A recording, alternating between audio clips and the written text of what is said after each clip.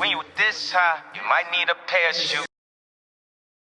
Being put on is the biggest alley-oop, no matter what type of thing it is. Okay, I really put him on everybody he know, bro. You know he won't listen to nothing you listen to Roscoe Dash. Betty, I want you to say it, bro. It could be movies, games, books, even the type of mattress you sleep on. All these things are things one person can put another person on to.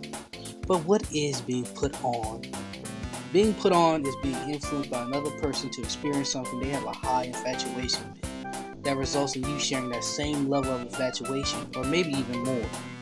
Basically, they recommend something they like, and after you interact with it, now you like it just as much as them. There'll be something like, man, I love Tyler Creator. He just dropped a new album. You gotta listen to it. You listen to it one day, and that's all you'll listen to. You listen to the album maybe for Vonnie, you got taken down. Talking about how deep you think the songs are, the whole 9 yards. And you realize, man, he put me on for real. I recently experienced this phenomenon myself, and will detail the after effects of being put on too.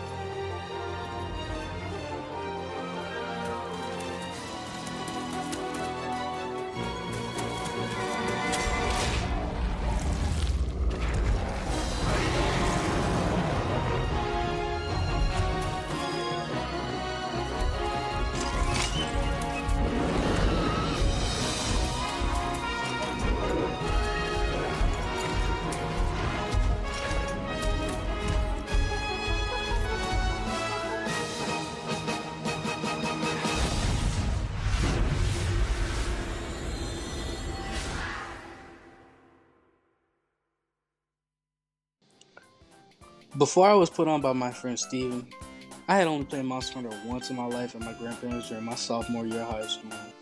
I played maybe 30 minutes until never picked it back up. It just seemed too slow and clunky to me at the time. This notion only changed back during weightlifting in the last bits of junior year. It was one of those days where we didn't have anything planned, so we just rotted in the bathroom. I was bored, I was on my phone just chilling as the Suya BC would do in the slow class hour. And all of a sudden, I'm hearing voice complaints of various intensities. Now, a quick little break in the story. My buddy Steven, he get irritated when the game do him dirt in any kind of way. And he ain't one to suffer in silence if you catch my drift. But I digress. So I asked him, what in the world is he playing that's making him go crazy like that? He said, Monster Hunter. Monster Hunter. Now, the one he was playing was the 3DS one. So I, a fellow DS owner, asked if I should get it and try it. And then he was like, yeah, you should. But then he thought about it. He was like, nah, the way it controls, it's probably better you just stick to the newer games like Rise or World. Side note, do you know how weird and crazy it is to play using the touchscreen to look around? So the D-pad that you see on the screen is what you use to look around, and in a game where a monster can hit you for half your health and kill you on sight, it's pretty useful to use. But as you look at the layout, I bet you're like, well, you use the D-pad to move, and there's one on the screen. What's the circle pad for? That's how you move your character, the hunter, around the environment. But again, I hypothetically imagine you ask him, then how do I move and look at the same time like you do in most video games? You can't unless you claw hand your way through the entire hunt, which on average takes like 20 minutes a piece. That's with equipment that doesn't blow chunks and has a good type advantage. God, I hate that these games are stuck to such a small system. Tangent over. Where was I? Oh yeah, fast forward to Christmas, there was a sale on Monster Hunter Rise Pokemon Scarlet, the Vest version, on the Switch eShop. I bought it, I played through both games, mainly Pokemon. And after I played Rise, I started to enjoy it more, but I wasn't fully into it. I played with Steven, sure, and he taught me how to play the longsword and I learned the basics, but I still wasn't vibing well with it at all. I did a handful of quests, but I kept thinking that this was all a big chore. But I stuck with it, and man, that was the greatest thing. I could have ever done.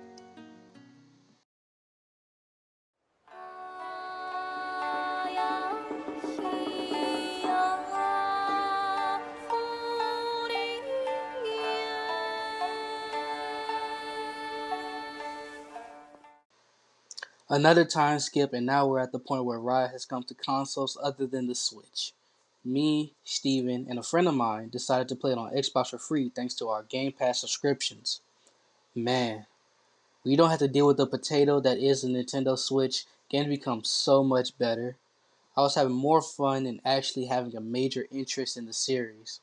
I would put some screenshots up on screen if I had them, but I lost all of them not too long ago, sadly. But those were some of the funnest times I've ever had online with a video game. Oh my god. I get it. This then caused me to revisit Monster Hunter World and try out the other games as well.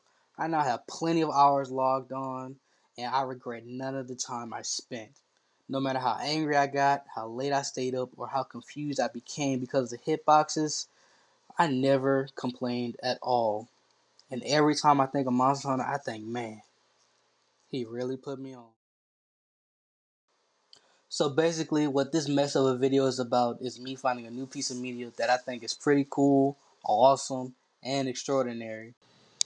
It makes me feel confident and like I'm just some big dominating force that just can't be trifled with. And I love it.